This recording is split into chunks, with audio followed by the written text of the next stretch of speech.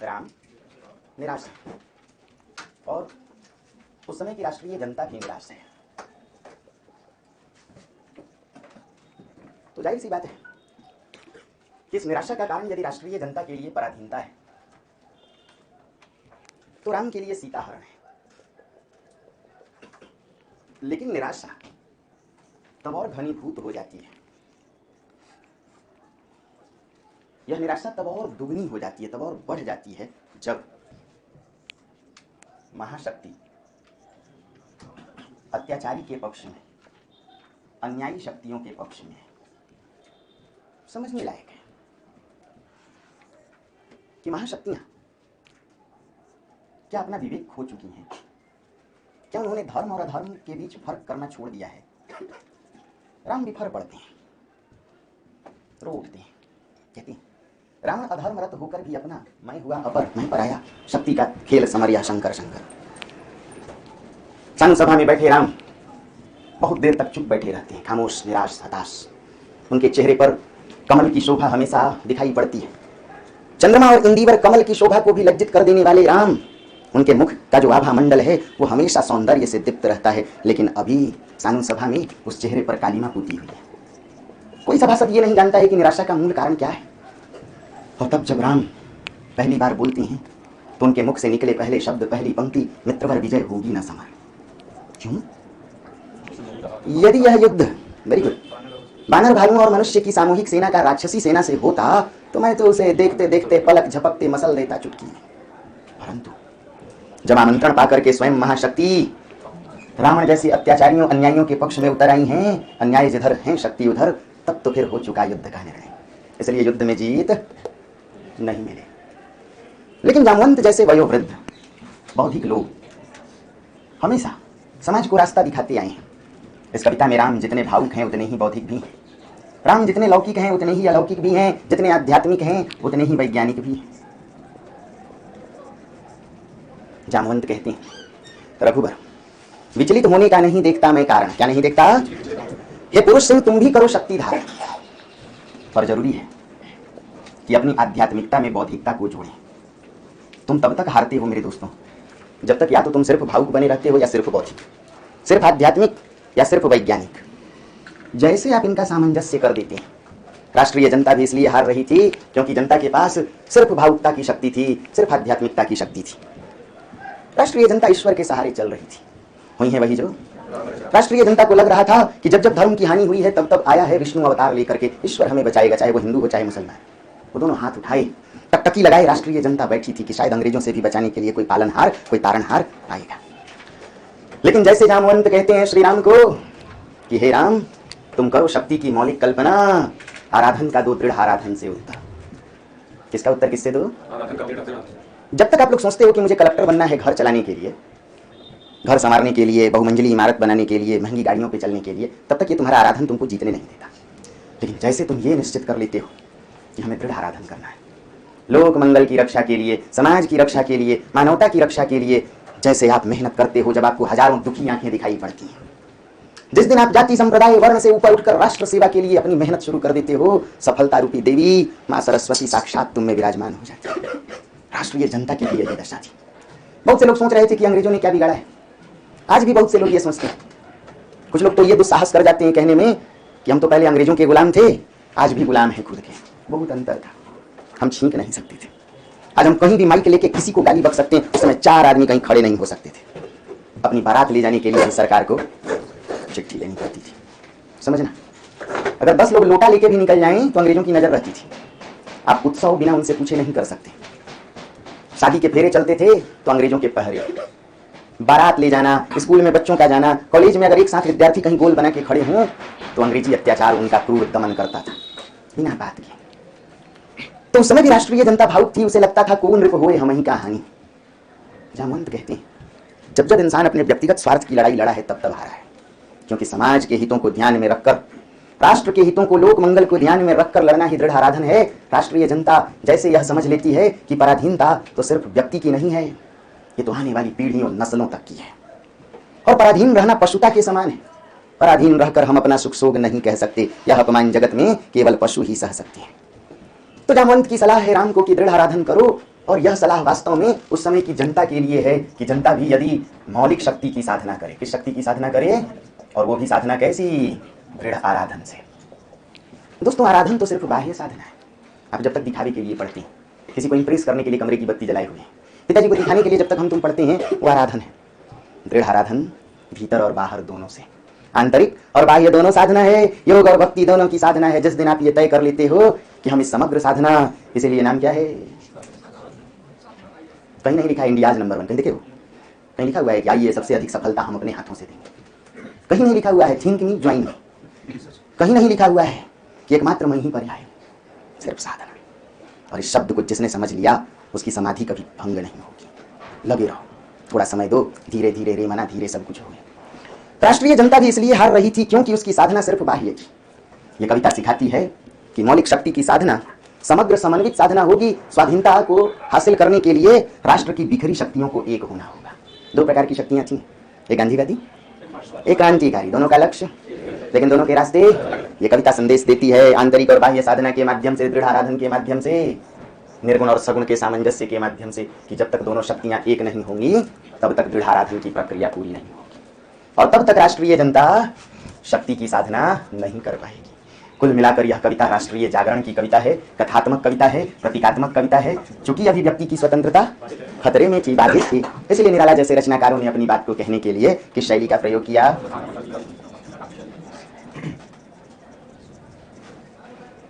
अब एक आखिरी बात है, कई बार आपके माता पिता देखते हैं कि आप एक अटेम्प्ट खेल खेल में देके पार कर दिए, दूसरा अटेम्प्ट भी आप कभी कभी चखने में दे आते हो, बाकी लोग जा रहे हैं तो चलो हम भी चल लें, लटक लिए बस पकड़ के। और ऐसे में जब तुम सीरियस होते हो तीसरे अटेम्प्ट को लेकर, तब तक माँ बाप का धैर्य जवाब दे देता है। तो क्या कहते हो, बैक टू पवेलियन, अब आ जाओ, थारी से ना होगा लल्ला, अब तेरे से नहीं होगा, चुपचाप लौटा, आप लौट चले। उस समय आपको लगने लगता है कि घर वाले भी अब सहयोग नहीं कर रहे हैं, सारी परिस्थितियां विपरीत हो गई हैं। राम के जीवन में भी आता है, राम धिक्कार उठते हैं कविता के अंत में, दिख जीवन जो पाता आया सदा विरोध। आप पिता की सत्ता पर, घर वालों की सत्ता पर, गार्जियनशिप पर, अभिभावकों की निष्ठा पर शक करने लगते हो कि अब ये भी साथ नहीं दे रहे। वस्तुतः उनका साथ अभी भी है, ये तो तुम्हारी कठिन अग्नि परीक्षा है। राम जैसे दृढ़ आराधन में शुरू होती हैं, एक तरफ योग कुंडलिनी जागरण, कुंडलिनी का महाकुंडलिनी से मिलन, आंतरिक साधना, दूसरी तरफ 108 कमल दल की साधना, एक माला जाप के पश्चात एक कमल चढ़ाते हैं भीतर बाहर। 107 कमल दलों की साधना पूरी हो चुकी है और इधर कुंडलिनी मूलाधार चक्र, स्वाधिष्ठान चक्र, मणिपूरक चक्र, अनाहत चक्र, विशुद्धाख्य और आज्ञा चक्र तक पहुंच गई है। कितने चक्र हैं भीतर? 7। अब एक मात्र अंतिम चक्र ब्रह्म चक्र तक पहुंचना बाकी है भीतर से, और बाहर से मात्र कितना कमल दल बचा है? 108। कि अचानक शक्ति राम की परीक्षा लेने के लिए माता दुर्गा हंस कर आती हैं दोपहर रात में और पूजा के उस एकमात्र अंतिम प्रिय इंदिवर कमल को हंसकर उठा ले जाती हैं। तुम कहोगे छल है, तुम कहोगे ये धोखा है, बिल्कुल कह सकते हो, और मैं कहूँगा बेटा ये धोखा नहीं, ये कठिन अग्नि परीक्षा है। हमारे तुम्हारे अभिभावक भी धोखा नहीं देते, वो तुम्हें मौका देते हैं कि चल तू अपनी बौद्धिकता का प्रयोग कर, और तब आप दूसरे तीसरे अटेम्प्ट में एक बौद्धिकता दिखाते हो कि बहुत हो गया इतिहास और भूगोल पढ़ना, ना तो भावुकता नहीं। भावुकता क्या है, मैंने इसको 3 साल पढ़ा छोड़ दूं, तो ले मर भावना में, जो भावना में होगा यातना में होगा। तो आप तुरंत बौद्धिकता दिखाते हो कि नहीं ठीक है, ये विषय दगा नहीं देगा, ये परंपरा है, इसका जीएस में भी काम आएगा, निबंध में भी कई जगह काम आएगा, इसलिए जो इतिहास भूगोल पढ़े पॉल साइंस वो तो पढ़ाई है ही। अभी कैसा ऑप्शनल लो जो सफलता का पर्याय बन जाए, और तब तुम तीसरे चौथे अटेम्प्ट में भी परवाह नहीं करते हो, अपनी साधना की प्रक्रिया बदलते हो, दृढ़ आराधन से जुड़ते हो। ये धोखा नहीं है, ये परंपरा का बौद्धिक प्रयोग है। कैसा प्रयोग है? मौलिक शक्ति कुछ और नहीं, पारंपरिक शक्ति का बौद्धिकता के साथ प्रयोग है। प्रकृति को ही मान लेना कि पार्वती है, शक्ति है। राम को लगता है कि 108वां कमल दल अब तो है नहीं, और इस भावना में अगर मैं रोऊं कि मेरा सब लुट गया तो फिर तो साधना पूरी होगी ही नहीं। अगर मैं यहां से उठता हूं तो आसन भंग होगा, साधना की प्रक्रिया विफल हो जाएगी, समाधि टूटेगी, और अगर 108वां कमल दल नहीं चढ़ाता तो साधना पूरी नहीं होगी, शक्ति साधना। अचानक उन्हें याद आता है परंपरा का बौद्धिक रूपांतरण। उनके जेहन में बिजली की तरह बात कौंधती है। माता कहा करती थी सदा राजीव नयन, माने मुझे क्या बुलाया? कमल नयन, राजीव नयन। और ये जैसे आर्किमिडीज के दोनों हाथ उठ गए, कहता है यूरेका यूरेका, पालिया पालिया। राम के भी हाथ उठ जाते हैं, कहते हैं यह है उपाय, मिल गया उपाय, मैंने पा लिया। क्या शेष हैं अभी 2 नील कमल। अगर आंख ही कमल है तो अभी भी कितने नील कमल हैं? माता देकर करता हूं पूरा शरण एक मैं। हे माँ, एक माँ ने मुझे राजीव नयन कहा, तो हे दुर्गा माँ, क्या मैं तेरा बच्चा नहीं? जन्म देने वाली माँ ने मेरी आंखों को कमल लोचन कहा, तो क्या तू माँ नहीं? क्या तुम्हें ये कमल नयन पसंद नहीं? राम परंपरा में डूबते हैं, स्मृतियों में डूबकर उसका एक बौद्धिक प्रयोग ढूंढ लाते हैं और निकाल लेते हैं अपने तर्कश से ब्रह्मास्त्र, जिसका चमक रहा है फलक नुकीला भाग। बाएं हाथ से दाईं आंख को पकड़ लेते हैं और दाएं हाथ से तीर के फलक को संभाल लेते हैं, और जिस पल भेदने को तैयार हो जाते हैं आंख को 108वां कमल दल बनाकर, कि अचानक महाशक्ति दुर्गा का अवतार होता है और हाथ थाम लेती है, कहती ना मेरे बच्चे, अब तू बना है मर्यादा नहीं नवीन पुरुषोत्तम। क्या बना है? होगी जय हे नवीन पुरुषोत्तम। कहकर माता हुई बदन में लीन। अब तक दुर्गा किसके पक्ष में थी और अब किसके शरीर में लीन हो जाती हैं? लेकिन हे राम, आज तुमने प्रमाण दे दिया कि अब तुम मर्यादित पारंपरिक राम नहीं हो, अब तुम नवीन पुरुषोत्तम हो। नवीन पुरुषोत्तम यानी तुमने सामंजस्य किया किसका? है ना? बात समझ में आई? तो नीचे बताओ क्या लिख के छोड़े हो भाई, आखिरी 2-3 पंक्ति।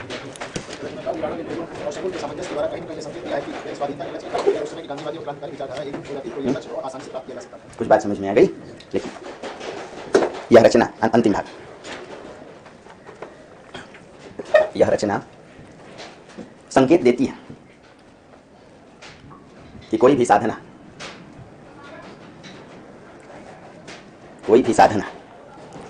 पूर्ण मनोयोग से ही संभव हो सकती है।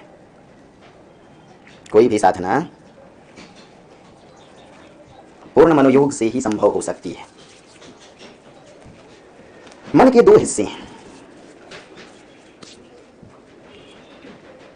हृदय और बुद्धि।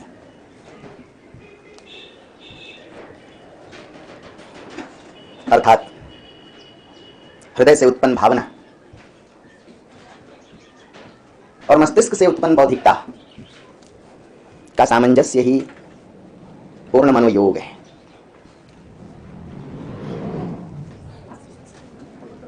हृदय से उत्पन्न भावना और मस्तिष्क से उत्पन्न बौद्धिकता का सामंजस्य ही क्या है? और दोनों में मेल ना हो तो अंतर्द्वंद। देखो इधर, दोनों में मेल ना हो तो मन के 2 हिस्से, एक बीते का अंतर है, अंतर्द्वंद, दुविधा, कसमकस, पशुपेश। तो दुविधा में डूब गए, माया मिले ना। दुविधाग्रस्त मन को कुछ मिल ही नहीं सकता। बचपन में याद करो, हम लोग खेलते थे किसी मैदान में और घर के पास अक्सर एक नाला होता था जो शॉर्टकट रास्ता होता था, है ना, और एक घुमावदार सीधा रास्ता नहीं होकर के घुमावदार लेकिन सुरक्षित होता था। तो हम लोग ये सोचते थे कि क्यों इतनी दूरी तय करके आए घूम घाम के, क्यों ना इस नाला को फांद जाए। लेकिन नाले की जो चौड़ाई होती थी वो कम नहीं होती थी। अब ऐसे में मन का एक रूप कहती थी कि चलो फांद के निकल लेते हैं, और सामने आती ही बौद्धिकता जवाब दे देती थी, कहती थी ना, तो दौड़ के आते थे। कुछ लोगों की ये जो पशुपेश दशा है वो तो बीच में बनती थी, इसलिए बीच में ही गिरते थे। एक मन कहता था कि फांद जाएंगे, एक मन कहता था राम। अब तक निराश इस वजह से थे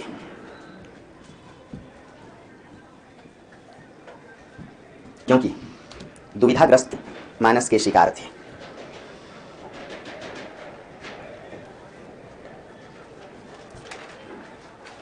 उन्होंने एक मन से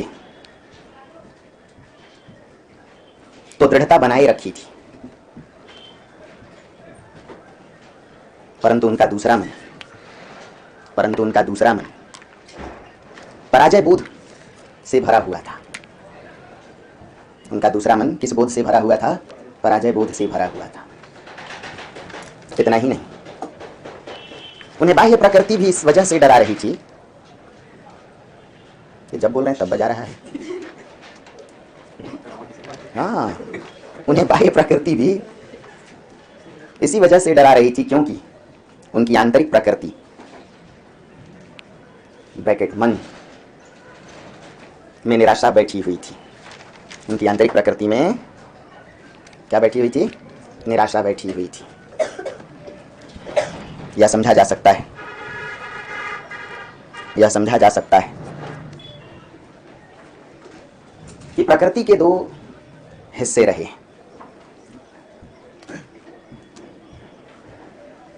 आंतरिक प्रकृति ब्रैकेट में मन और बाह्य प्रकृति ब्रैकेट में वातावरण।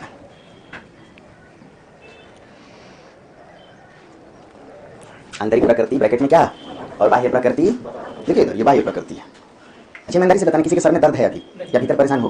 बिल्कुल बेटा खड़ी हो जा। अरे खड़ी हो ना, सर में दर्द है, टांगों में थोड़ी, बाहर देख तो पेड़ पौधे दिख रहे हैं, अच्छे लग रहे हैं? बिल्कुल नहीं। भीतर का मन जब निराश हो तो बाहर भी अच्छा नहीं लगता। लेकिन अगर शरीर से फिट हो, पेट अच्छा साफ हुआ है, सुबह सुबह नाश्ता ठीक करके आई हो, पढ़ाने में भी मन लगता है, पढ़ने में भी मन लगता है, दूल्हे का चेहरा भी सुहाना लगता है और मौसम का भी रंग दीवाना लगता है, लेकिन अगर आंतरिक प्रकृति मन चिढ़ा हुआ है तो उमंग भी नहीं होता, और उमंग में कमी हो तो प्रकृति के नवरंग बहुरंग भी नहीं समझ में आते। कभी देखना मन एकदम अस्वस्थ हो, चिड़चिड़ा हो तो बसंती बयार भी लगता है कि काटने को दौड़े, कोयल की कूक भी लगता है चुग रही हो, लेकिन मन अच्छा हो, शरीर स्वस्थ हो, भीतर से बाँछें खिली हुई हैं तो दुश्मन भी बड़ा प्यारा नजर आता है। जिस दिन सेलेक्ट होके आओगे भीतर का मन इतना सुंदर रहेगा कि जिस दुश्मन से आपने हाथापाई की, पटका पटकी की, अगर वो भी रास्ते में मिल जाओ, तुम कलेक्टर बनो, सबसे पहले उसे गलत छोड़ना, तो दिल्ली से जा रहा हूँ, तुम डबडबा जाओ, अब भी बैर पाला है, अरे मैं तेरा अपना हूँ रे पगला, उस दिन की बात भूल जा, तुम्हारी गलती नहीं थी तो भी मेरी गलती, तुम माफ कर दे, ले मुँह खोल, लड्डू खा। और उधर आप उसे 3-4 तमाचा और मार रहे हैं, क्योंकि अगर आप फेल हो जाते तो उसे बहुत खुशी होती, अब आप रैंक लेके आई तो तुम्हारे लड्डू जहर की तरह काम करें। अरे हाँ ना, तो हाँ दोस्त फेल हो जाए तो बुरा लगता है, और दोस्त अगर टॉप कर जाए और बुरा लगता है। तो बोलो प्रकृति के 2 हिस्से, आंतरिक, बोलो तुम्हारी प्रकृति से मैं परिचित हूँ, नेचर मन, और एक बाह्य प्रकृति वातावरण। जब तक दोनों में तालमेल ना हो मनुष्य ना तो ढंग से जी सकता है, ना किसी पे जीत हासिल कर सकता है। राम को बाहर की प्रकृति डरा रही है, आकाश मानो और अंधकार उगल रहा हो, लग रहा है सागर गरज गरज के राम को और डरा रहा हो। अपने शिविर में युद्ध लड़ने के पश्चात आकर बैठते हैं राम, लेकिन सागर गरज कर जल तक तो प्रकृति के कितने तत्व हैं, क्षितिज जल पावक गगन सरिया। मानो सागर और गरज कर राम को डरा रहा है, आसमान घना अंधकार उगल कर उनके भीतर के निराशा रूपी अंधकार को और घनीभूत। हवाएं शांत हैं।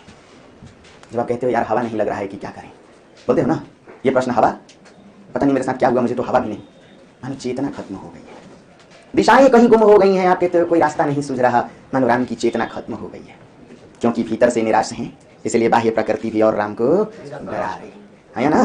तो एक लाइन लिखिए यहाँ पर, क्या लिखे छोड़े हो, वातावरण है। यह समझा जा सकता है यदि ये दोनों असंतुलित हैं तो मन पराजय बोध से भरा होता है।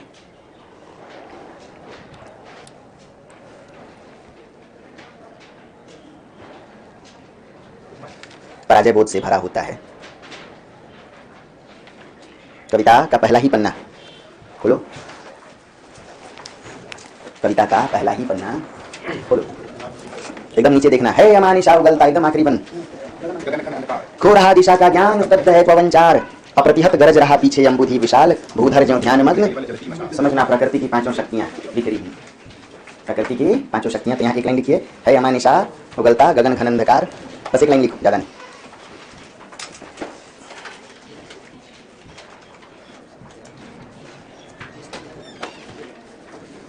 राम के दुविधाग्रस्त मन में लिख लिया एक लाइन, अमानिशा यानी अमावस्या की रात की तरह अंधकार उगल रहा है। कौन? आकाश है ना।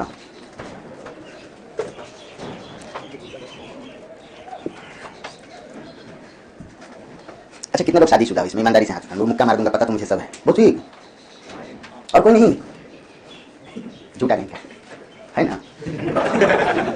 मैं तुम लोग व्यक्तिगत रूप से जिसको मैं जानता हूँ, जब तक आपकी शादी नहीं हुई थी तब तक पढ़ाई का रास्ता पूरा डगमगाया हुआ था, अब तुम्हारे मन से एक बेचैनी खत्म। ये कविता किसकी मुक्ति की कविता है? पत्नी मुक्ति की, नारी मुक्ति की। तुम्हारे पास अब सिर्फ एक लक्ष्य नहीं कि अपने जीवन को संवारना है, अब तुम्हारे पास 2 लक्ष्य हैं, पत्नी की नजर में या पति की नजर में भी हीरो बनना है। वो मूवी देखे थे चक दे इंडिया, उसमें एक जो हॉकी प्लेयर है, हाँ, तो लेकिन कुछ टूट जाता है, तो वो देश को प्रूफ नहीं करना चाहती है, इसलिए वो हार रही है, वो आराधन कर रही है। लेकिन जैसे स्वार्थ त्याग करके अपनी साथी खिलाड़ी को पास देने लगती है और उसके जहन में लक्ष्य सिर्फ उस व्यक्ति को प्रूफ नहीं करना है बल्कि पूरे राष्ट्र को प्रूफ करना है, वैसे ही वह गोल दागने में सक्षम हो जाती है। राम के दुविधाग्रस्त मन में संशय। एक रचना लिखी गई नरेश मेहता के द्वारा, संशय की एक रात। जब जब आप दुविधाग्रस्त मन को लेकर जीते तब तब हारते हैं, लेकिन तुम्हारी दुविधा जिस दिन खत्म हो जाती है तुम ये डिसाइड कर लेते हो जब वही पत्नी सब कुछ है और उसी पत्नी के आगे मेरी सारी दुनिया है, और ना केवल उस पत्नी के लिए जीना है बल्कि पूरे समाज के लिए जीना है। जब आप समाज के लिए जीने लगते हो तो आपका घर अपने आप सुंदर हो जाता है। कोई राष्ट्र के लिए जिए, उसके घर में अनाज की कमी नहीं होती है, लेकिन जब आप सिर्फ अपने लिए जीते हो तो तुम्हारी फटेहाली में कोई और पूछता भी नहीं। राम का जो दुविधाग्रस्त मन है इसलिए संशयग्रस्त है, क्योंकि एक मन जानता है कि इस मन ने किसी के आगे हार स्वीकार नहीं किया, लेकिन उनका एक दूसरा मन है जो हर बात पर हारता है, वो पछता रहा है। कल लड़ने वाले युद्ध, कल होने वाले युद्ध में जाने के लिए उसमें एक निराशा बैठी है, एक घबराहट है, एक डर है। ये दुविधाग्रस्त मन आज के मनुष्य का मन है। उस समय की जो स्वाधीनता थी, उस स्वाधीनता आंदोलन से जुड़ी जनता का मन, जनता को लगता था कि अंग्रेजों को मसल देंगे, क्योंकि कितने हैं अंग्रेज, मुट्ठी भर। लेकिन अंग्रेजों के क्रूर दमन को बार बार देखकर जनता को लगने लगा था कि शायद अब पराधीनता से मुक्ति। लिखो, क्या लिखे छोड़े हो? राम का दुविधाग्रस्त मन में संशय बैठा हुआ है।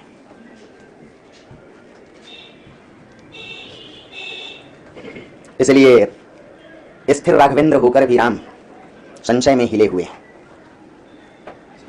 इसलिए स्थिर राघवेंद्र होकर भी राम संशय में हिले हुए हैं।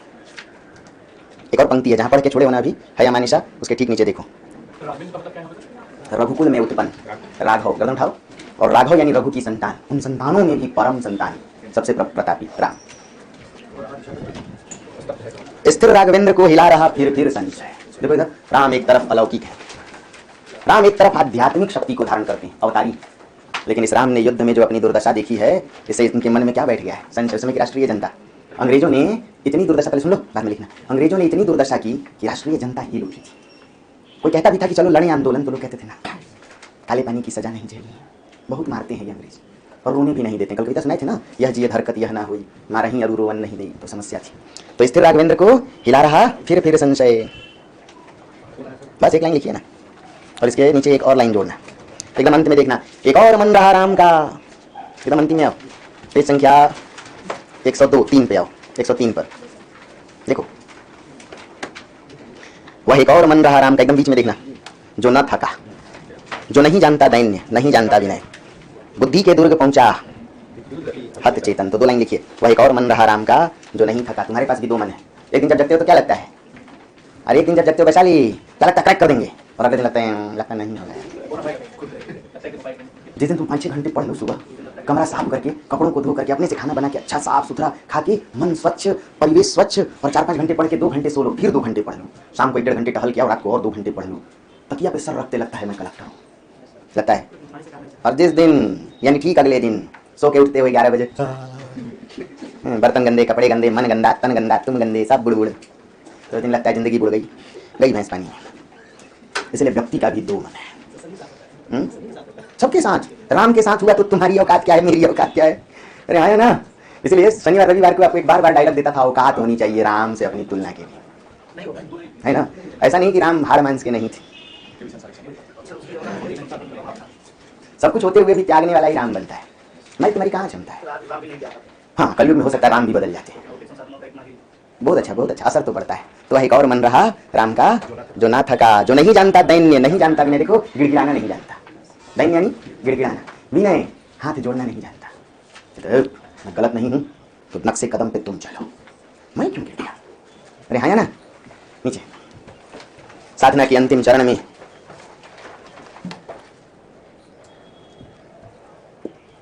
राम भावुकता और बौद्धिकता, ब्रैकेट में आध्यात्मिकता और वैज्ञानिकता, आध्यात्मिकता और वैज्ञानिकता दोनों का सामंजस्य करती हैं। आध्यात्मिकता और वैज्ञानिकता पूजा के क्रम में 108वें कमल दल करते हैं। पूजा के क्रम में 108वें कमल दल की चोरी के पश्चात कौन चुरा ले जाता है? माता दुर्गा। पश्चात राम परंपरा और आधुनिकता का अद्भुत सामंजस्य करती हैं। उन्हें याद आता है, सामंजस्य करते, उन्हें याद आता है कि उनकी माता कौशल्या ने उन्हें बचपन से राजीव नयन बुलाया।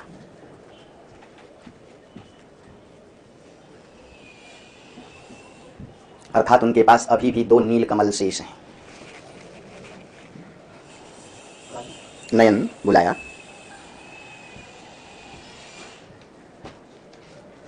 जैसे ही अपनी दाईं आंख को कमल के रूप में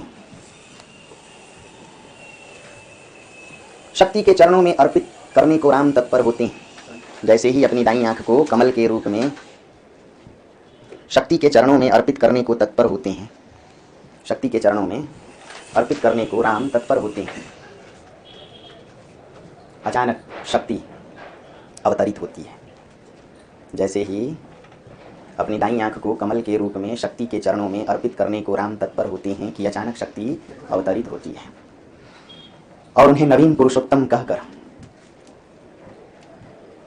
उनके शरीर में लीन हो जाती हैं, शरीर में लीन हो जाती हैं। दो कविताएं देखिए, एकदम अंतिम देखना। यह है उपाय, कहती थी माता मुझे सदा राजीव नयन, दो नील कमल हैं शेष अभी, यह पुरस्चरण पूरा करता हूं देकर मात एक नयन। तो पहले यह है उपाय, पूरा करता हूं देकर माता एक नयन, पहली और चौथी पंक्ति दोनों।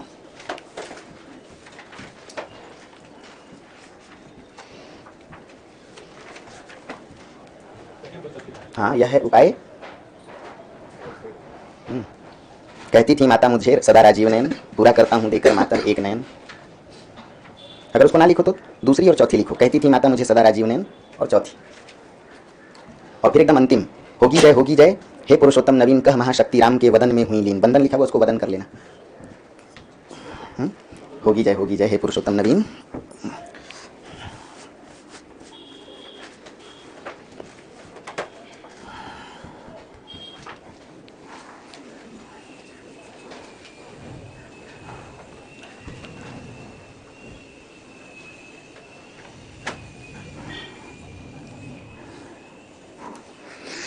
लिख लिए?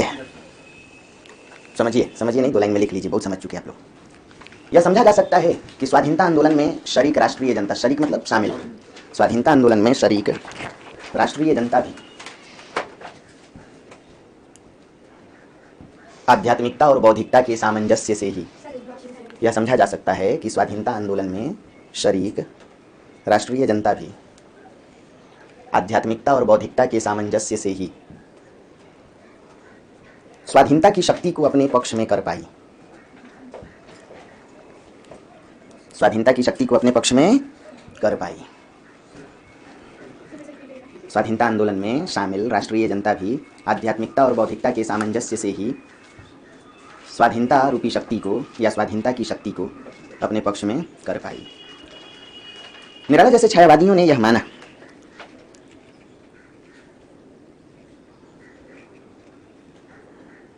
कि भारत की अपनी पारंपरिक शक्ति आध्यात्मिकता या भावुकता है, कि भारत की पारंपरिक शक्ति आध्यात्मिकता या क्या है, भावुकता है। जबकि पश्चिमी देशों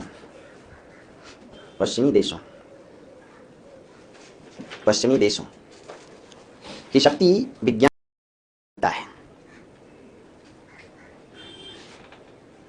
पश्चिमी देशों की शक्ति विज्ञान या बौद्धिकता है। आज के विचारक भी इस बात को समझने लगे कि किसी समाज या राष्ट्र को संतुलित और सर्वांगीण शक्ति ब्रैकेट में विकास, संतुलित और सर्वांगीण शक्ति ब्रैकेट में सतत विकास का लक्ष्य तभी हासिल हो सकता है जब वह दोनों का सामंजस्य बैठाए।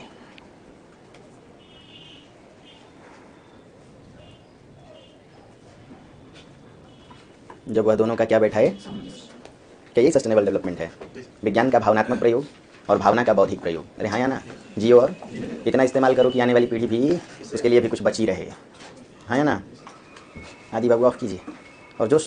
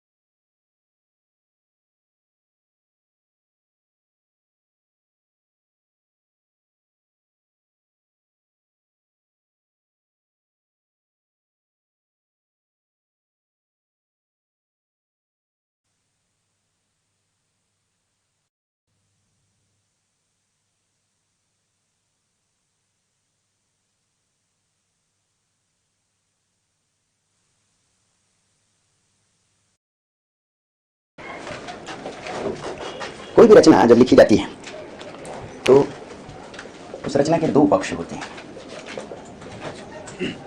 रचना क्या कह रही है और रचना कैसे कह रही है। क्या कह रही है को ही भाव पक्ष कहते हैं और कैसे कह रही है को ही कला पक्ष कहते हैं। क्या कह रही है रचना, इसे कथ्य कहते हैं। क्या कहते हैं? रचना ने क्या कहा, कथ्य। रचना क्या कह रही है और कैसे कह रही है, इसे ही शिल्प कहते हैं। बोलो, शिल्प का अर्थ? रचना शैली, निर्माण, बुनावट। इसलिए किसी भवन का शिल्प आपने सुना होगा, इसका शिल्प, उसका शिल्प, है ना। जो भाव पक्ष है उसे अनुभूति से जोड़ के देखते हैं। किससे जोड़ के देखते हैं? और जो शिल्प पक्ष है उसे अभिव्यक्ति से जोड़कर देखते हैं। किससे जोड़कर देखते हैं? अभिव्यक्ति। मतलब रचनाकार के जो भाव है, जो उसकी विचारशीलता है, वही यदि अनुभूति है तो उन्हें किस भाषा शैली में वह व्यक्त कर रहा है, कैसे अपनी बात कह रहा है, वही अभिव्यक्ति है। तो इसका अर्थ है किसी भी कविता का जब शिल्प पूछा जाए तो बात कैसे कही जाती है, उसकी भाषा कैसी है, उसमें छंद कैसे हैं, उसमें बिंब प्रतीक हैं क्या, क्या वह रचना मुक्तक है या वह रचना प्रबंधात्मक है, किस तरीके से बात कही गई है। सबको भूख लगती है, भाव सबका एक ही जैसा होता है, लेकिन उसे व्यक्त करने वाली जो शैली होती है वो अलग अलग होती है। कुछ लोग कहते हैं बहुत भूख लगी है, कुछ लोग कहते हैं पेट में चूहे दौड़ रहे हैं, कुछ लोग कहते हैं टंकी खाली है। तो कई तरीके से बात रखी जाती है। तो रचना के कितने पक्ष हैं? राम की शक्ति पूजा का भाव अब आप समझ चुके हैं। इसमें शक्ति साधना है, निराश राम को शक्ति साधना की आवश्यकता पड़ती है। राम की पीड़ा यह है कि अन्याय के पक्ष में महाशक्ति खड़ी है ना। तो अब इस रचना का शिल्प पक्ष क्या है? अपनी कविता खोल लीजिए, कॉपी भी खोल लीजिए।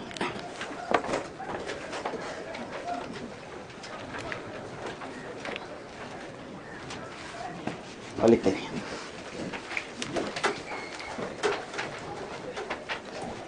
खुल गई कविता? देखिए, राम की शक्ति पूजा, राम की शक्ति पूजा छायावादी विशेषताओं को धारण करने वाली एक लंबी कथात्मक कविता है। छायावादी विशेषताओं को धारण करने वाली एक लंबी कैसी कविता है? कथात्मक कविता है।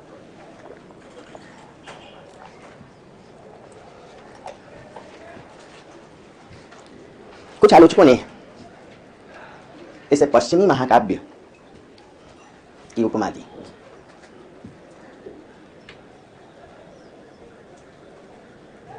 इसे पश्चिमी महाकाव्य की क्या दी? उपमा दी। कुछ आलोचकों ने माना कि जिस प्रकार पश्चिमी रचनाओं में सतत निराशा और अंधकार की उपस्थिति रहती है, निराशा और अंधकार की उपस्थिति रहती है, उसी प्रकार राम की शक्ति पूजा में भी यह निराशा और अंधकार व्याप्त है। राम की शक्ति पूजा में भी यह निराशा और क्या व्याप्त है?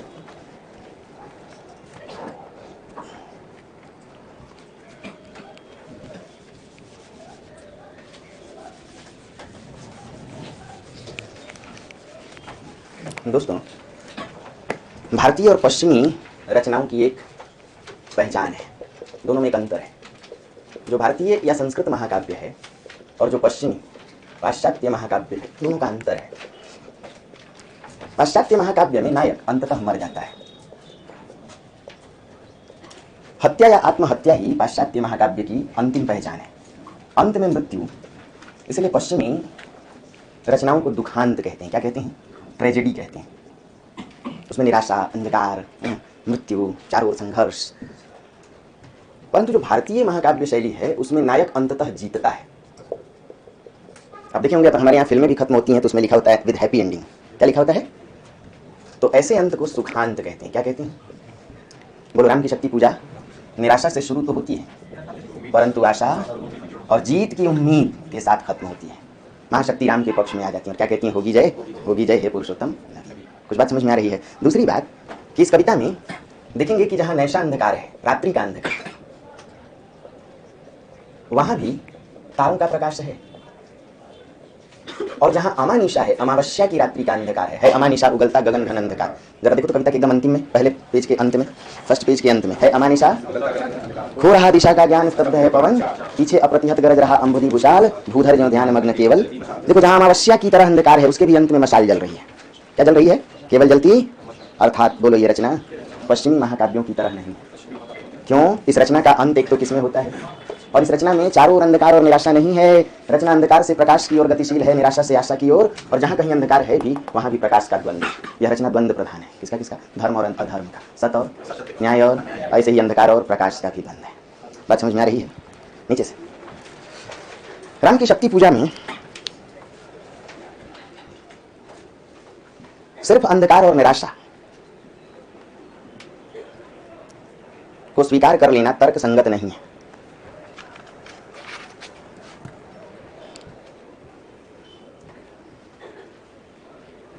यह रचना निराशा से आशा की ओर, यह रचना निराशा से आशा की ओर तथा अंधकार से प्रकाश की ओर गतिशील है। अंधकार से प्रकाश की ओर गतिशील है।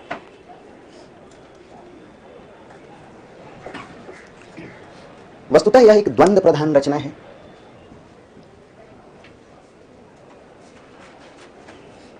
जिस प्रकार इसमें न्याय और अन्याय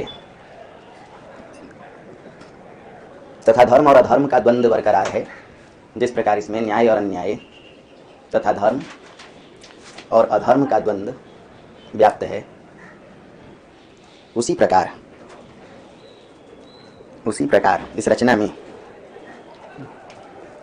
अंधकार और प्रकाश का भी द्वंद्व बरकरार है।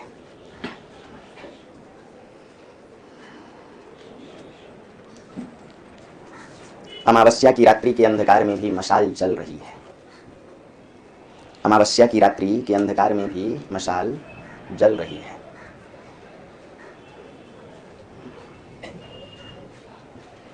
राम के मन में बेशक निराशा है, परंतु उनकी आंखें चमक रही हैं।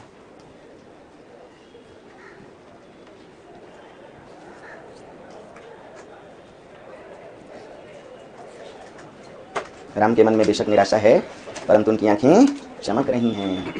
देखिए पंक्ति, उतरा जो दुर्गम पर्वत पर, पहले ही पेज में हाँ पहला जो बंद है, रघुनायक आगे अवनी पर, राम आगे आगे चल रहे हैं। उनके हृदय में नैशा अंधकार यानी निशा के अंधकार की तरह निराशा है, लेकिन चमकती दूर ताराएं मानो उनकी दो आंखें चमक रही हैं तारों की तरह। तो इस कविता में जहां कहीं अंधकार है, प्रकाश का द्वंद्व है। सतत अंधकार नहीं है, सिर्फ अंधकार नहीं। राष्ट्रीय जनता भी सिर्फ निराशा में नहीं जी रही थी, उसे अपनी अतीत की शक्तियां मालूम थी। शक आए, हुण आए, यवन आए, सिथियन पार्थियन, सबको हमने खदेड़ दिया भाई, तो अतीत की हमारी श्रेष्ठता थी। तो राष्ट्रीय जनता के मन में कहीं ना कहीं एक प्रकाश की किरण थी, कहीं ना कहीं आशा जीवित थी कि अंग्रेजों को भी हम जरूर खदेड़ देंगे, अंग्रेजों को भी हम कहीं ना कहीं अवश्य भगा देंगे, है ना। अब दोस्तों ये एक लंबी कथात्मक कविता है। इसकी कथा कहाँ से ली गई है? बंगला रामायण से, है ना। देखिए राम की शक्ति पूजा नीचे से की कथा बंगला रामायण के 10वें कांड लंका कांड से ली गई है। जो लोग भविष्य में कभी नेट जारी दोगे, ये सब छोटी छोटी बातें तुम्हें जिताती हैं। किस कांड से ली गई हैं? 10वें कांड लंका कांड। कौन सी रचना? बंगला रामायण। यह सिर्फ एक लंबी कथात्मक कविता है, फिर भी इसका शिल्प, यह सिर्फ लंबी कथात्मक कविता है, फिर भी इसका शिल्प ब्रैकेट में बुनावट कहीं महाकाव्यों का आभास देता है, तो कहीं इसमें नाटकीयता दिखाई पड़ती है।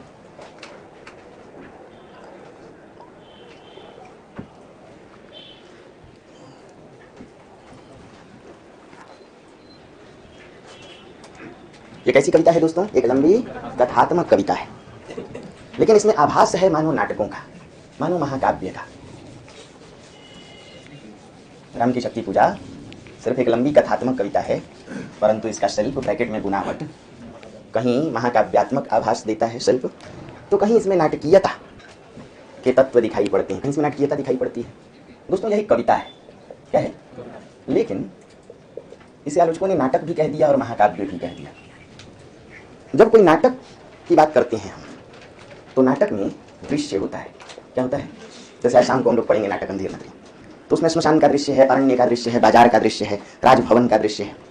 नाटकों में दृश्य योजना रहती है। कौन सी योजना रहती है? नाटक में संवाद की योजना रहती है। कैसी योजना रहती है? दो पात्र अक्सर आपस में बात करते रहते हैं, है ना, पात्र अपने में बात करते हैं। और नाटकों में नाट्य संघर्ष भी होता है। क्या होता है? कि नायक जा रहा है, सफलता के निकट है, और जैसे ही सफलता हासिल करने वाला है कि अचानक कोई दुर्घटना घट जाती है। हीना मूवी याद है?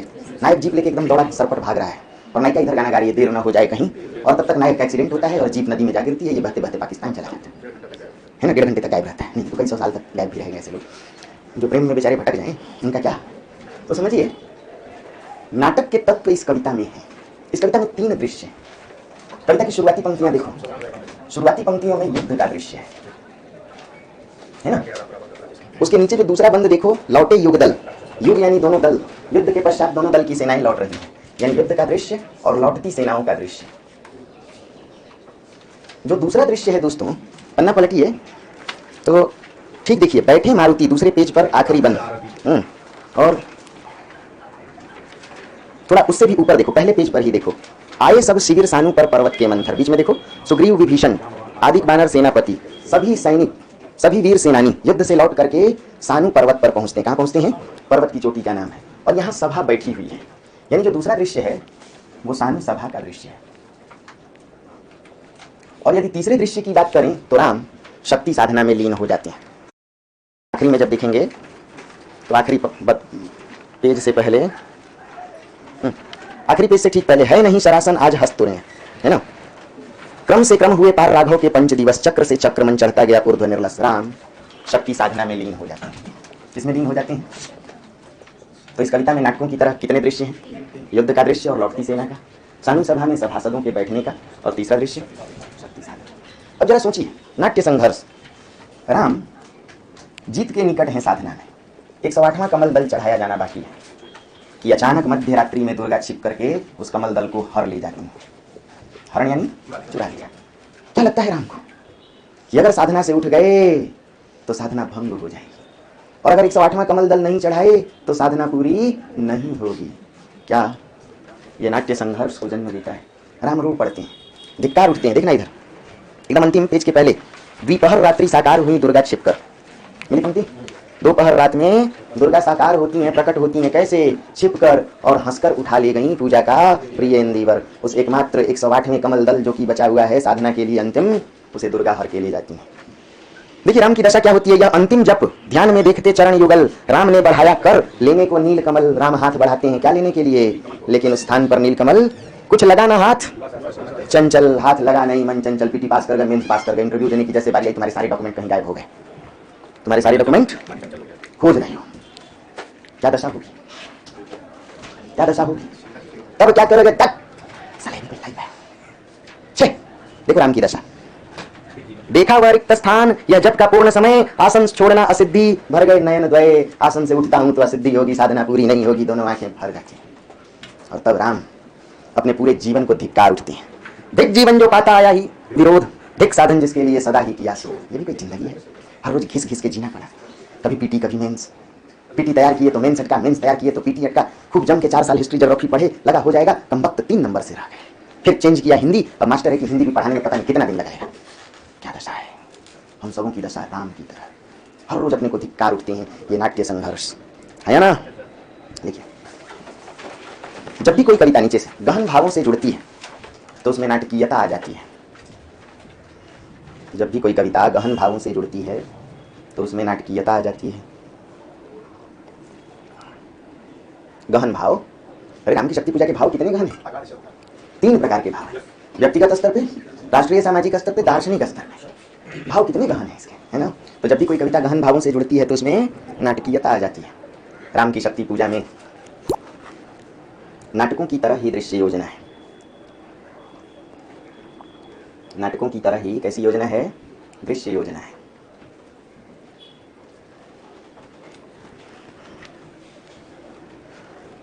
पहले दृश्य में दोनों पक्ष की सेनाओं का युद्ध चित्रण, पहले दृश्य में दोनों पक्ष की सेनाओं का युद्ध चित्रण, और उसके पश्चात दोनों के लौटने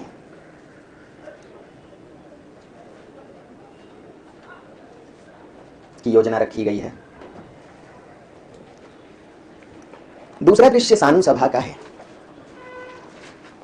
दूसरा दृश्य सानु सभा का है, जहां दोनों ने राम सभासदों के बीच बैठे हुए, सभासद यानी विभीषण, लक्ष्मण, हनुमान, जामवंत, सुग्रीव, तमाम सेना।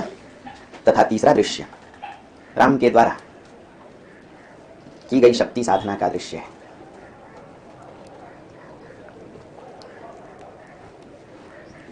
दृश्य है तीसरा दृश्य नीचे। यह रचना कविता होकर भी यदि नाटकों का आभास देती है तो इसका कारण यह भी है। यह रचना कविता होकर भी यदि नाटकों का आभास देती है तो इसका कारण यह भी है कि इसमें नाटकों की तरह ही संवाद योजना देखी जा सकती है।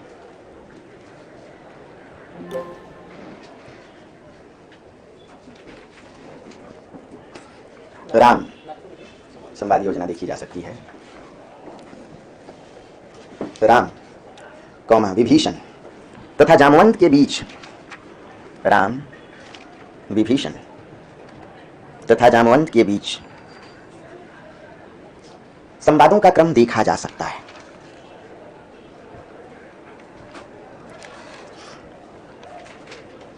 है ना? देखिए, जैसे पहला पन्ना पलटेंगे तो पहला क्या दूसरा भी पलट लो। यहां पहला ही पलट के पेज 97 पर देखो, राम का विषण्णानन दुखी चेहरा, निराशा से पूता हुआ चेहरा देखते हुए कुछ क्षण हे सखा विभीषण बोले। कौन बोले? विभीषण बोले, आज तुम्हारा वह प्रसन्न मुख नहीं दिख रहा है राम, क्या बात है, क्या कारण है? अब इस पन्ने को पलटोगे तो रघुकुल गौरव लघु हुए जा रहे हो तुम इस क्षण। हे राम, किस कारण से जी छोटा कर रहे हो? तुम तो रघुकुल के गौरव क्या हो? तुम रघुकुल के गौरव हो, दिल क्यों छोटा कर रहे हो? बात क्या है? किस कारण से तुम निराश हो राम? और तुम लग रहा है सीता से पीठ फेर रहे हो, जानकी से निर्दयी होकर हाथ खींच रहे हो, तुम खींच रहे हो हस्त निर्दयी। अरे हे राम, कहीं कोई बात है क्या? इतने उदास क्यों? जबकि कारण तो राम को मालूम है कि रावण के पक्ष में कौन खड़ी है। तो विभीषण लिख करके डैश, देखिए, तुम खींच रहे हो हस्त जानकी से निर्दय, लग रहा है तुम जानकी से हाथ छुड़ा रहे हो, इसीलिए उदास हो, निराश हो, लगता है युद्ध तुम लड़ना नहीं चाहते। क्या बात है, क्या कारण? जैसे आप तैयारी करते करते अचानक निराश हो जाते हैं।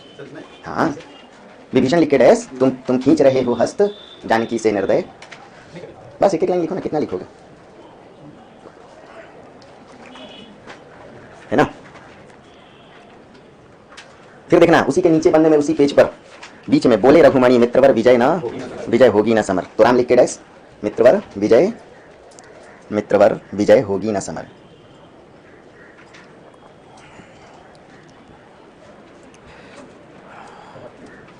है ना? फिर देखो अगले ही पेज में राम फिर बोलते हैं, बोले आया न समझ में यह दैवी विधान, ये सृष्टि का न्याय, महाशक्ति दुर्गा का न्याय समझ में नहीं आया। कैसे? रावण अधर्मरत भी अपना मैं हुआ अपर। नहीं मिला? अरे उसी पे देखो ठीक आगे, बोले आया न समझ में, बोलना मतलब संवाद, बोलना मतलब संवाद। उसी पेज पर एकदम नीचे देखो, बोले विश्वस्त कंठ से जामवान, रघुवर विचलित होने का नहीं देखता मैं कारण। जामवंत विश्वास के साथ कहते हैं, राम मैं तो थोड़ा भी विचलित होने का कारण नहीं देखता। कैसे? कि यदि राम ने आराधन से शक्ति को अपने पक्ष में किया है तो तुम आराधन का दो उत्तर दृढ़ आराधन से। किससे दो? नहीं मिला? जहां तुम लोग लिखे हो उसी के नीचे है, जामवंत लिख के डैश, रघुवर विचलित होने का नहीं देखता मैं कारण, हे पुरुष सिंह तुम भी यह शक्ति करो धारण। आराधन का दृढ़ आराधन से दो उत्तर। कोई एक लाइन लिख लीजिए, बहुत ज्यादा लिखने की जरूरत नहीं है।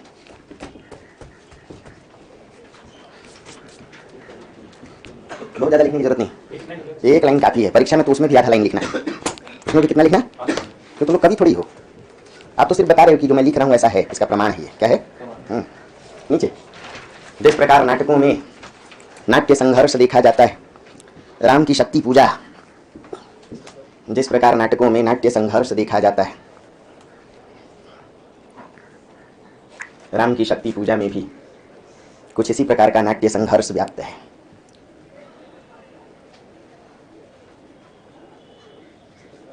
नाट्य संघर्ष व्याप्त है।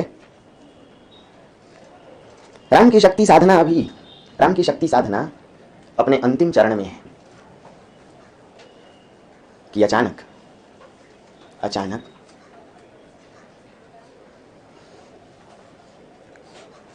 महाशक्ति दुर्गा के द्वारा 108वां कमल हर लिया जाता है।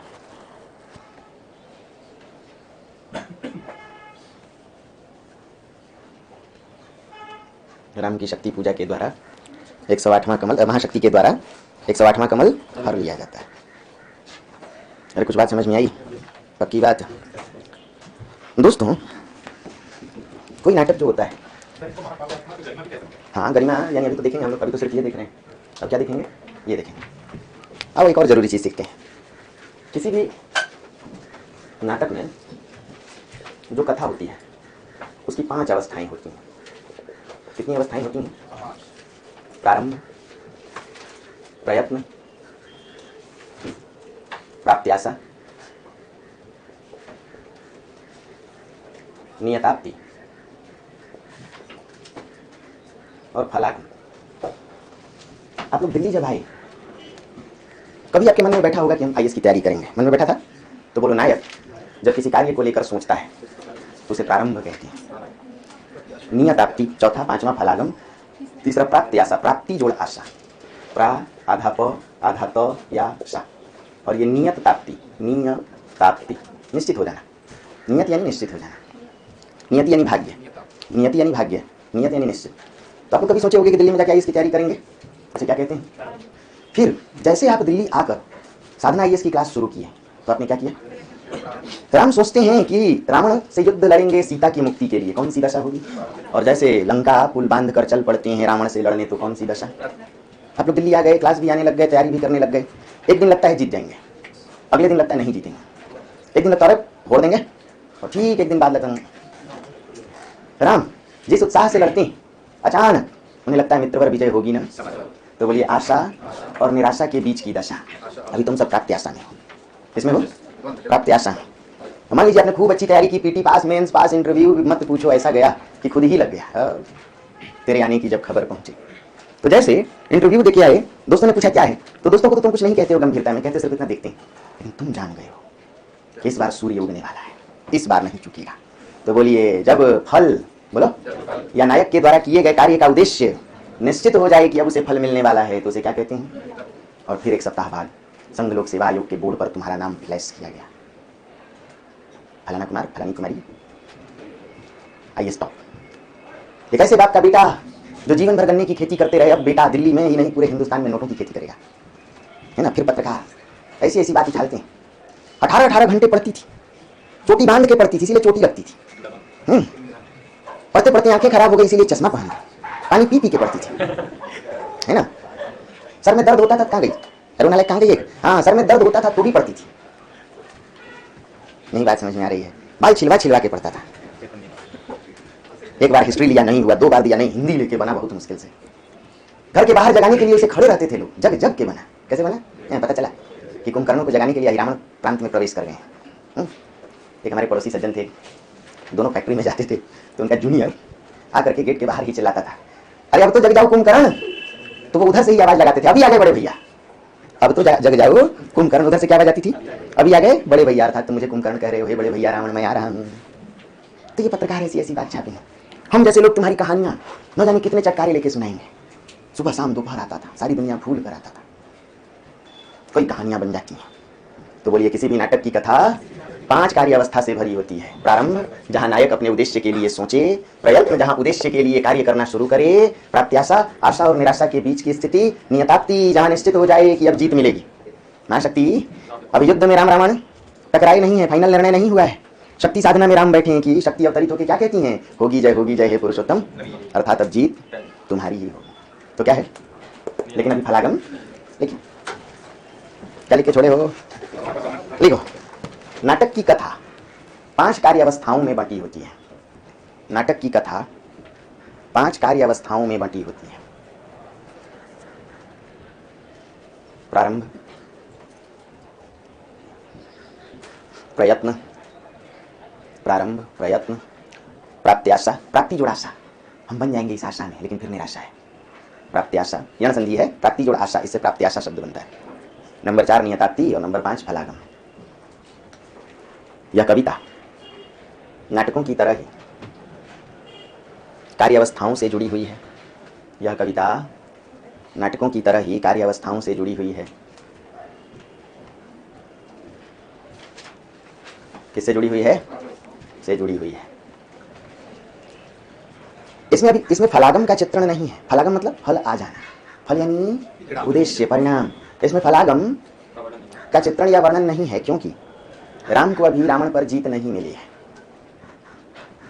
परंतु नियताप्ति अवश्य है। हे दीपक, परंतु नियताप्ति अवश्य है, क्योंकि महाशक्ति दुर्गा ने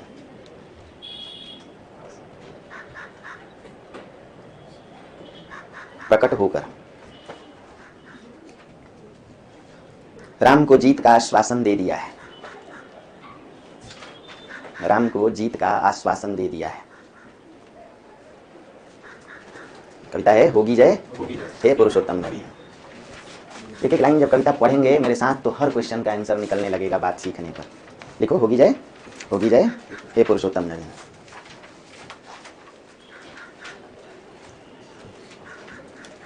लिख लीजिए प्रश्न। राम की शक्ति पूजा में नाटकीयता के तत्वों पर प्रकाश डालें। राम की शक्ति पूजा में नाटकीयता के तत्वों पर प्रकाश डालें।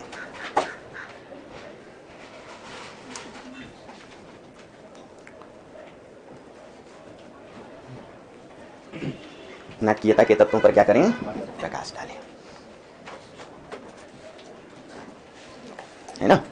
कितना समझ में आया? बोलो मेरे साथ। नाटकों में दृश्य योजना होती है। इस कविता में भी 3 दृश्य हैं। युद्ध का दृश्य, दोनों पक्ष की सेनाओं का लौटने का दृश्य, सानु सभा का दृश्य और राम के द्वारा शक्ति साधना। नाटकों में संवादों की योजना होती है, इसमें भी है। राम कुछ कहते हैं, विभीषण कुछ कहते हैं, जामवंत कहते हैं। नाटकों में नाट्य संघर्ष होता है, इसमें भी है ना।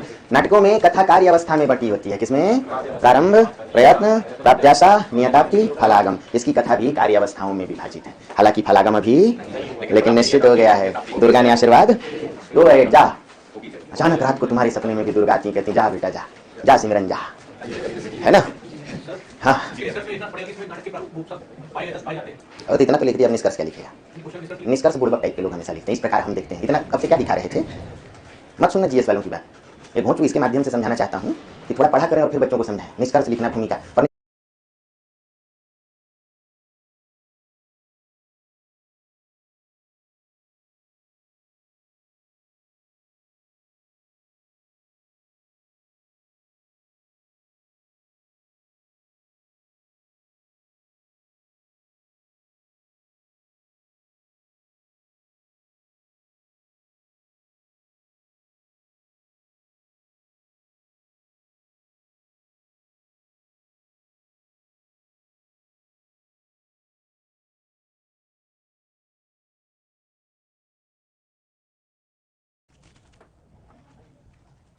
हम लोग देख रहे हैं राम की शक्ति पूजा का शिल्प पक्ष। निराला की कविता राम की शक्ति पूजा का कौन सा पक्ष? शिल्प पक्ष। शिल्प का अर्थ ही होता है कि इसकी भाषा कैसी है, इसमें छंद कैसे हैं, इसमें बिंब प्रतीक कैसे हैं, इस कविता की शैली कैसी है। क्या प्रबंध है, मुक्तक है, प्रबंध में महाकाव्यात्मक शैली है या खंड काव्य शैली है, क्या इस रचना में और भी कुछ तत्व हैं, नाटकीयता वगैरह के तत्व हैं क्या?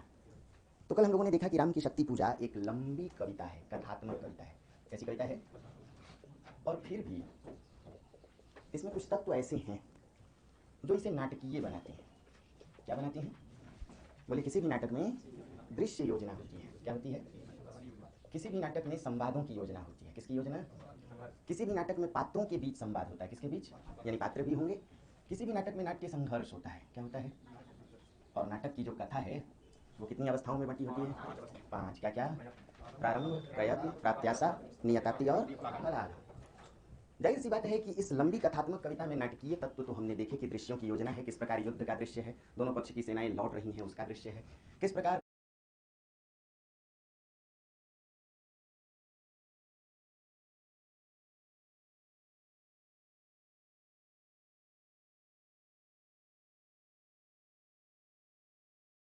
राम सानु सभा में बैठे हैं वो दृश्य है, और राम जब शक्ति की साधना करते हैं तो वो दृश्य है। ऐसे ही जामवंत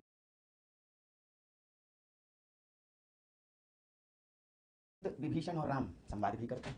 इसमें नाट्य संघर्ष भी है कि राम की शक्ति साधना अभी पूरी होने वाली थी कि अचानक कमल दल की चोरी 108वां कमल दल हर लिया जाता है। कथा भी लगभग 4 अवस्थाओं में बटी है। फलागम इसमें, क्योंकि राम को रावण पर जीत अभी नहीं मिली है, लेकिन जीत का आश्वासन मिल गया है। होगी जय, होगी जय। हाँ दोस्तों, कोई भी महाकाव्य, अभी प्रश्न आता है, लिख लीजिए, राम की शक्ति पूजा के शिल्प पर चर्चा करते, राम की शक्ति पूजा के शिल्प पर, राम की शक्ति पूजा के शिल्प, शिल्प यानी बनावट पर चर्चा करते। आलोचकों ने इसे महाकाव्यात्मक कविता की भी उपमा दी। आलोचकों ने इसे महाकाव्यात्मक कविता की भी क्या दी? उपमा दी। यह समझा जा सकता है कि राम की शक्ति पूजा प्रबंधात्मक कविता ना होकर सिर्फ एक लंबी कथात्मक कविता है। प्रबंधात्मक कविता ना होकर सिर्फ एक लंबी कैसी कविता है? कथात्मक कविता है। फिर भी इसमें महाकाव्य के कुछ तत्व देखे गए, फिर भी इसमें महाकाव्य के कुछ तत्व देखे गए।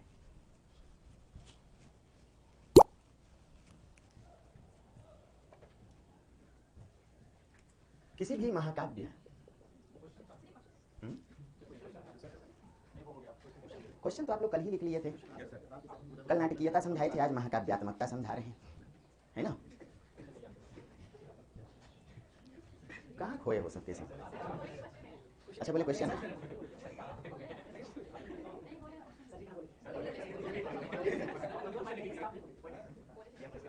क्वेश्चन सिर्फ ये लिखना था, राम की शक्ति पूजा की महाकाव्यात्मकता, बस इतना लिखना था।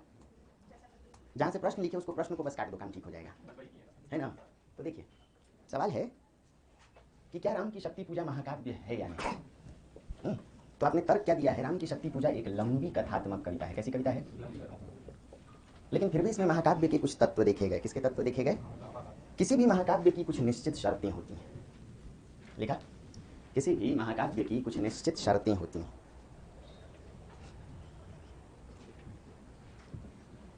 उसमें उदात्त नायक का होना, जो श्रेष्ठ हो, धैर्यवान हो, नैतिक हो। उसमें कैसा नायक होना? उदात्त नायक का होना। अभी भी कंफ्यूज हो तुम लोग। मुद्दा यह है कि क्या राम की शक्ति पूजा में नाटकीयता है? तो है। अब मुद्दा यह है क्या राम की शक्ति पूजा में महाकाव्यात्मकता है? तो उसी को देख रहे हैं। किसी भी महाकाव्य की कुछ निश्चित शर्तें होती हैं। उसका नायक कैसा हो? इसका अर्थ क्या होता है? वीर, उच्च कुल में उत्पन्न हो, कुलीन हो, मर्यादित हो। दूसरी शर्त किसी भी महाकाव्य की होती है, उसकी कथा उदात्त हो। कैसी हो? उसकी कथा उदात्त हो, श्रेष्ठ हो। तीसरी शर्त होती है किसी भी महाकाव्य की कि उसका उद्देश्य उदात्त, अर्थात उसमें लोक मंगल की स्थापना हो। किसकी स्थापना हो? उदात्त उद्देश्य मतलब व्यक्ति अपने लिए जिए या समाज के लिए जिए। राम किसके लिए जीना चाहते हैं? चौथी शर्त होती है महाकाव्य की कि उसकी भाषा और शैली भी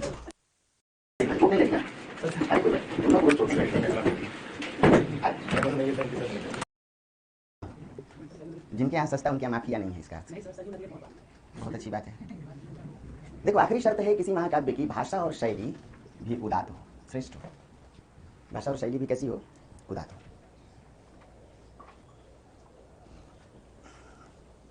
दोस्तों, अब इसका मतलब क्या है जरा वो समझिए। क्यों ये प्रश्न आपसे पूछा गया होगा? श्रेष्ठ, इसी से औदात्य शब्द बना है। उदार से औदार्य, उदात से औदात्य। जैसे उपदेश से औपदेशिक, उपन्यास से औपन्यासिक। तो जो श्रेष्ठ, उदात्त मूल्य का अर्थ होता है जो मानव के लिए हमेशा श्रेष्ठ। हाँ, होना चाहिए। क्यों होना चाहिए? बहुत चीज़ होना चाहिए। अगर आप लिखना चाहें तो लिख लीजिए। नंबर 5 पे लिख लीजिए, किसी भी महाकाव्य में मंगलाचरण हो, क्या हो? और नंबर 6 पे लिखना चाहो तो लिख लो, सर्गों का विभाजन हो। किसका विभाजन हो? शाम को कमाईनी का महाकाव्य कराए होंगे तो ये सारे मुद्दे आए होंगे जो लोग किए होंगे। सर्ग भी है महाकाव्य, इसमें 4 तत्वों की ही जरूरत थी। क्यों प्रश्न बना? इसके पीछे कारण है। बोलो, साहित्य की दो विधाएं हैं, एक गद्य और एक पद्य। गद्य में कहानी, नाटक आदि की चर्चा की जाती है, उपन्यास। लेकिन जो पद्य है दोस्तों, कविता को कहते हैं। किसे कहते हैं? कविता से ही काव्य शब्द बना है। क्या बना है? पद्य की दो शैलियां होती हैं, एक मुक्तक और एक प्रबंध। मुक्तक और प्रबंध।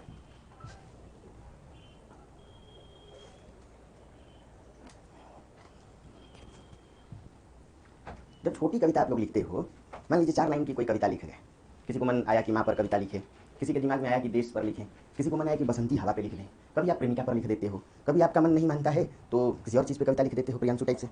नहीं, अंट संट पे भी लिख सकते हैं।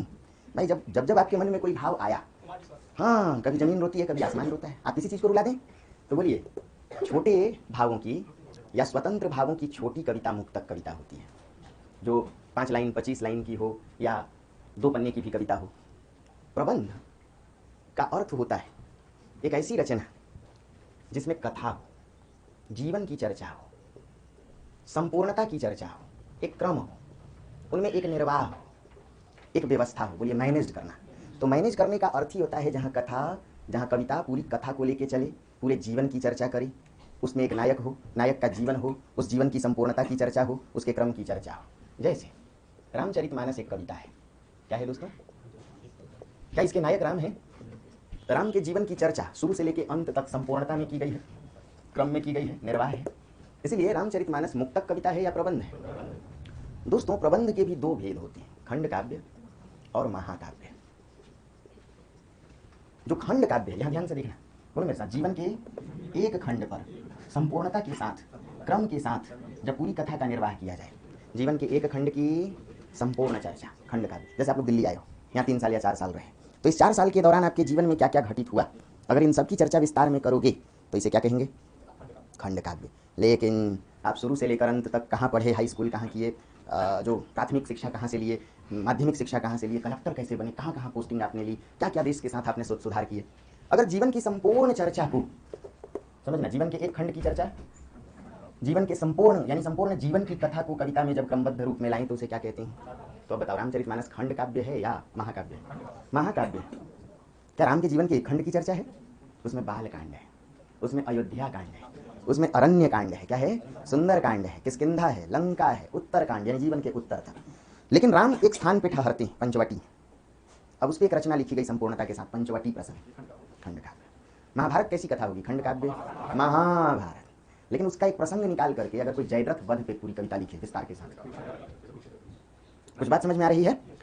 तो जाहिर सी बात है, बोलो मेरे साथ, राम की शक्ति पूजा महाकाव्यात्मक कविता नहीं है, क्योंकि छोटी कविता है, 3-4 पन्ने की कविता है, इसमें संपूर्ण जीवन की चर्चा नहीं है, व्यापक चर्चा नहीं है।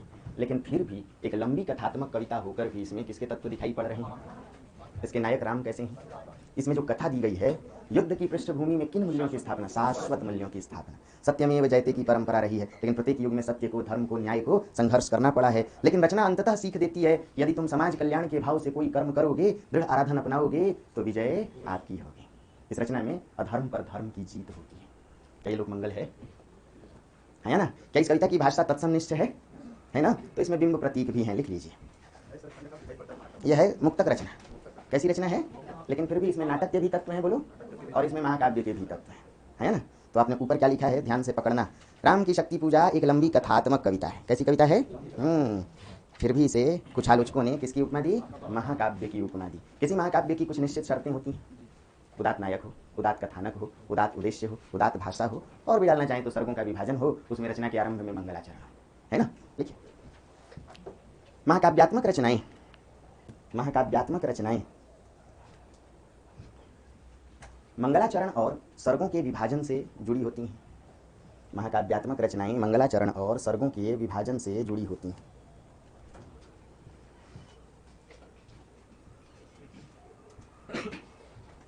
राम की शक्ति पूजा में महाकाव्यों की तरह, राम की शक्ति पूजा में महाकाव्यों की तरह सर्गों का विभाजन नहीं है, और ना रचना के आरंभ में ईश्वर की वंदना, रचना के आरंभ में ईश्वर की वंदना या मंगलाचरण का प्रयोग है। Thank you. या मंगलाचरण का प्रयोग है, अर्थात यह रचना पारंपरिक महाकाव्यों की तरह नहीं, अर्थात यह रचना किसकी तरह नहीं है? पारंपरिक महाकाव्यों की तरह नहीं। बोलो मेरे साथ, कोई भी रचना महाकाव्य तब मानी जाती है जब उसमें संपूर्ण जीवन की कथा एक क्रम में, एक सर्ग में विभाजित हो।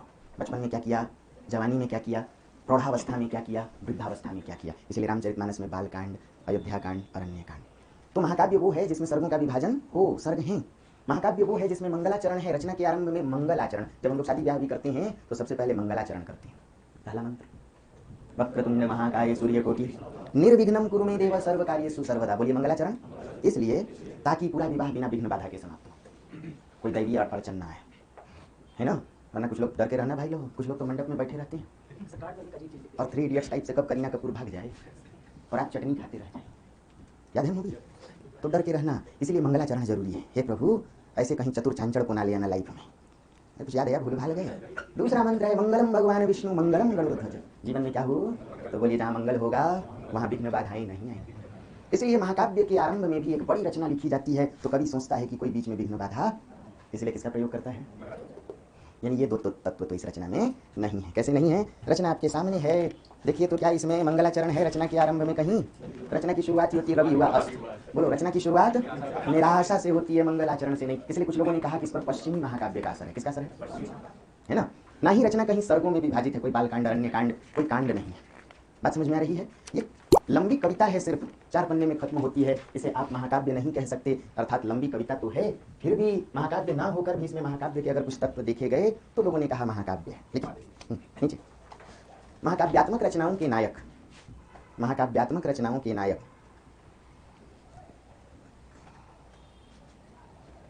उदात्त मूल्यों से युक्त होते हैं।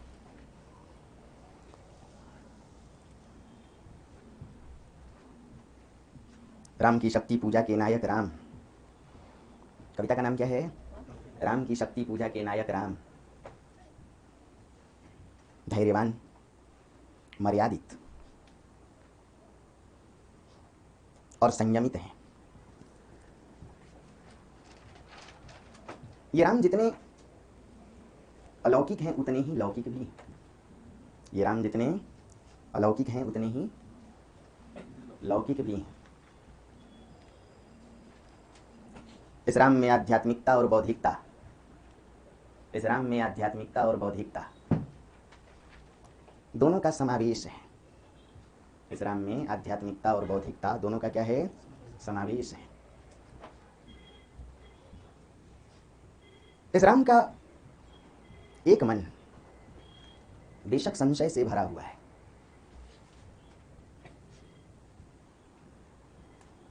परंतु उसी मन का एक दूसरा हिस्सा दृढ़ता के भाव से युक्त है। उसी मन का दूसरा हिस्सा दृढ़ता के भाव से युक्त है। किसके भाव से युक्त है? दृढ़ता के भाव से युक्त है। यह स्थिर राघवेंद्र है। कैसे राघवेंद्र हैं? किसी के आगे झुकना या गिड़गिड़ाना नहीं जानते।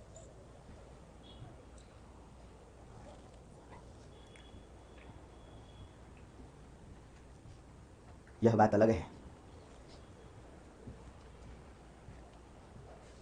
कि अपने ऊपर रावण को भारी देखकर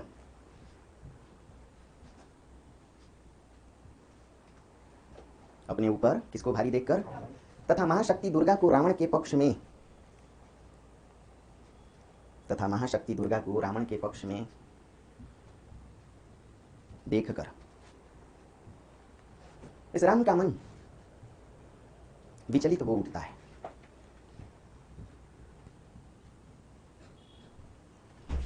घोर निराशा की दशा में भी राम धैर्य खोकर अमर्यादित नहीं होते।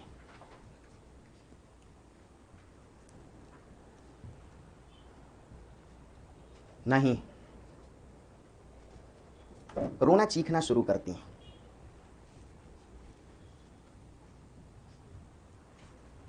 आंखों से दो बूंद आंसू टपक पड़ती हैं,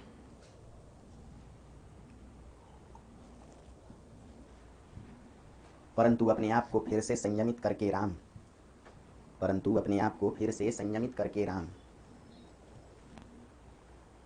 जामवंत की सलाह पर दृढ़ आराधन से जुड़ जाते हैं, दृढ़ आराधन से जुड़ जाते हैं। दृढ़ आराधन कैसी साधना है? समाज के लिए, अपने लिए। दृढ़ आराधन कैसी साधना है? सिर्फ बाह्य, आंतरिक और बाह्य दोनों? तो जो भीतर और बाहर दोनों से मजबूत होगा वही ऐसी साधना कर सकता है ना। निश्चित तौर पर ये राम नवीन पुरुषोत्तम है। आखिरी पंक्ति, निश्चित तौर पर ये राम नवीन पुरुषोत्तम है।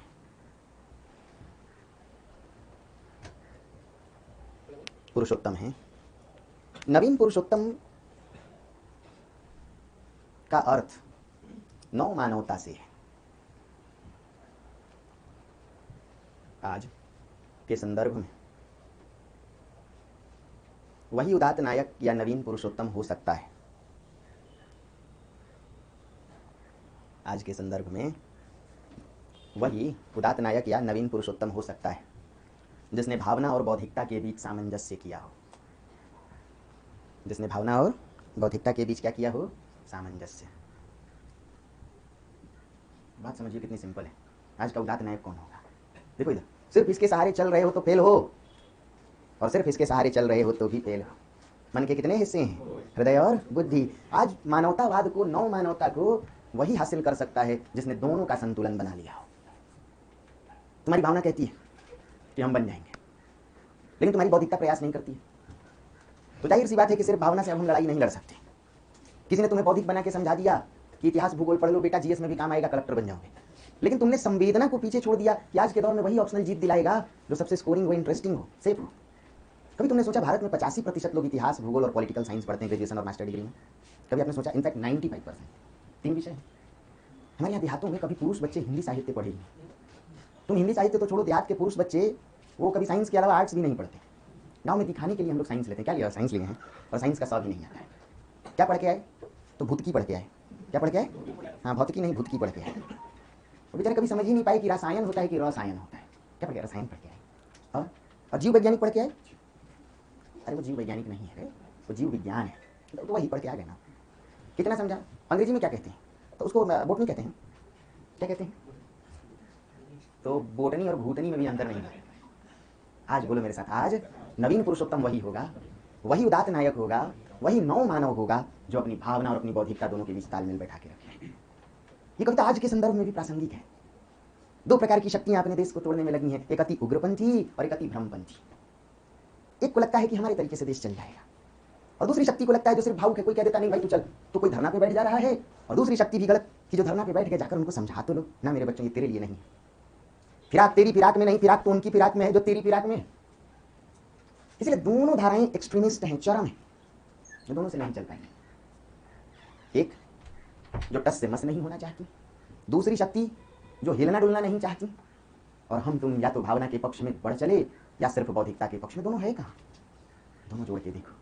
इसलिए रचना सिखाती है कि जहाँ एक हाथ में आस्था और धर्म हो, दूसरे हाथ में संविधान विज्ञान, वो समाज कभी टूट ही नहीं सकता। इसलिए कामायनी में ज्ञान दूर कुछ क्रिया भिन्न है, क्यों इच्छा पूरी हो मन की। खोपड़ी कहीं और है, मन हृदय कहीं और है। इसलिए छयवाद की रचनाएं नौ मानवतावाद, नवीन पुरुषोत्तमवाद को समझा रहे हैं।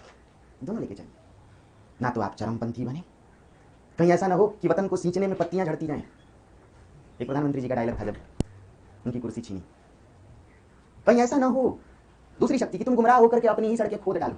एक तरफ तो तुम डायलॉग देते हो कि संविधान बचाने आए हैं और संवैधानिक सत्ता को ही खोद रहे हो। कभी भावना में बह के अम्बेडकर की मूर्ति तोड़ रहे हो, कभी भावना में बहकर गांधी की मूर्ति। जरूरी है कि भावना और बुद्धि दोनों का तालमेल हो, क्योंकि जो भी तोड़ोगे अपना तोड़ोगे, और जो भी पूर्वाग्रह पालोगे अपना पालोगे। याद रखना, अतीत में क्या हुआ उसे भूलना होगा आपको। एक सांप ने काटा था तो क्या सभी सांप को मार दोगे? नहीं मार सकते। ये बौद्धिकता नहीं है, तक्षक। समझना, सांपों में शेष नाग नहीं है। कल महाशिवरात्रि है, ढेर सारी शुभकामनाएं। Thank you. जरा देखो उस विश्व पुरुष को, क्या विरुद्धों का सामंजस्य। चुप, ध्यान से सुनना, ये साहित्य है। शिव एक तरफ बैल, उसी परिवार में माता पार्वती के पास बाघ, दोनों एक दूसरे के कट्टर शत्रु। शिव जी के गले में सांप और बेटा कार्तिकेय मोर वाला। मोर सांप को देख के ही मार के खा जाता है। शिव जी के गले में छोटे बेटे के